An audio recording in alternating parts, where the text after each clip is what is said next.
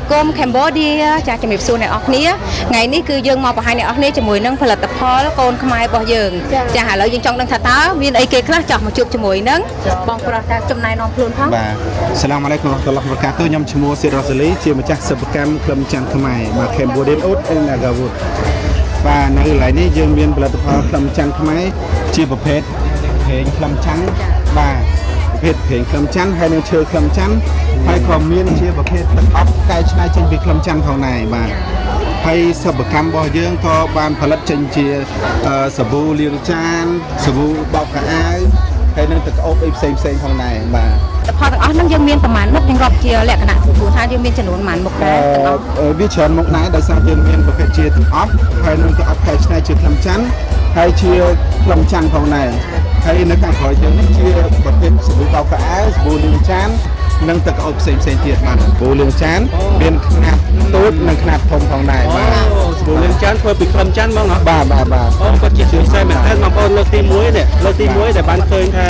ក្លឹមច័ន្ទឆ្នៃទៅជាសាប៊ូមិនដឹងថាក្លឹមអូបយ៉ាងណាបាទ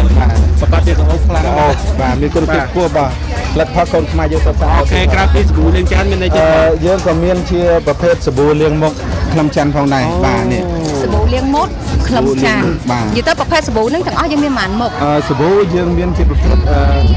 លាងមុខទាំងលាងចាននិងទឹកអូបអីផ្សេងអញ្ចឹងអាចថាឥឡូវហ្នឹងគឺយើងមានលក្ខណៈចូល3 4មុខដែរសម្រាប់ខាងសាប៊ូណាបើខាងទឹកអប់មិញហ្នឹងយើងអាចថា4 10មុខដែរណាចាហើយសម្រាប់អ្នកដែលគាត់ចង់បានជាប្រភេទថាមិនចង់បានជាទឹកអប់ទេមិនចង់បានជាសាប៊ូទេអាចយកជាប្រភេទឈើក្លឹមតែម្ដងបាទតោះឥឡូវយើងទៅមើលឈើក្លិន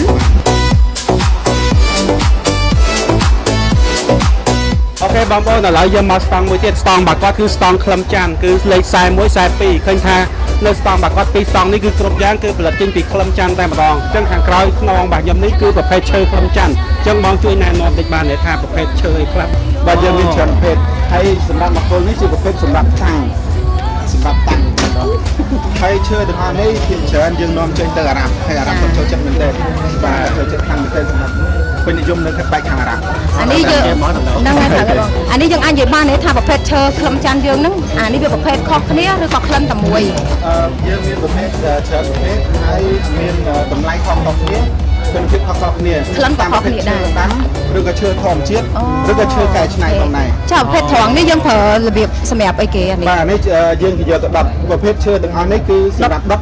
ក្លិននេះដែលយើងនេះនេះធំអានេះសម្រាប់គេដាក់ឲ្យក្អូបនៅក្នុងបន្ទប់គេងឬក៏បន្ទប់ទទួលភ្ញៀវក៏គេច្រើនបងប្អូនខាងឌូបៃខាងជនជាតិអារ៉ាប់គឺគាត់ចូលចិត្តប្រើមែនទែនអញ្ចឹងផលិតផលទាំងអស់នេះភាគច្រើនគឺយើងនាំចេញទៅខាងប្រទេសបែបខាងអារ៉ាប់ហ្នឹងហើយបាទតាមខ្ញុំដឹងបាទបាទតាមខ្ញុំដឹងកន្លងមកអ្នកដែលគាត់ធ្លាប់ប្រើគាត់ថាប្រើក្លឹមច័ន្ទនេះទៅគាត់បង្កើនលៀបបង្កើនសំណាងគាត់មករាល់ថ្ងៃតែម្ដងព្រោះអីគេបានរកឃើញថាអានេះតើតើជាមួយនឹងអបិយជំនឿគេបានរកឃើញថាក្លឹមច័ន្ទវាជួយបណ្ដេញជាមួយនឹងឧបទ្រពចង្រៃព្រមទាំងជាមួយនឹងលៀបសំណាងរឿងរ៉ាវល្អហើយជាពិសេសនេះគឺវាជួយបន្សុទ្ធចិត្តបន្សុទ្ធខ្យល់បរិយាកាសជុំវិញខ្លួនយើងឲ្យបរិសុទ្ធល្អបាទហើយជាពិសេសនេះគឺផ្ដោតទៅលើសុខភាពតែម្ដងប្រព័ន្ធផ្លូវដង្ហើមរបស់យើងល្អចឹងតែកាលណាយើងបរិយាកាសការរស់នៅរបស់យើងល្អគ្រប់យ៉ាងក៏វាល្អតាមនឹងដែរមែនទេកញ្ញាហើយបងហើយ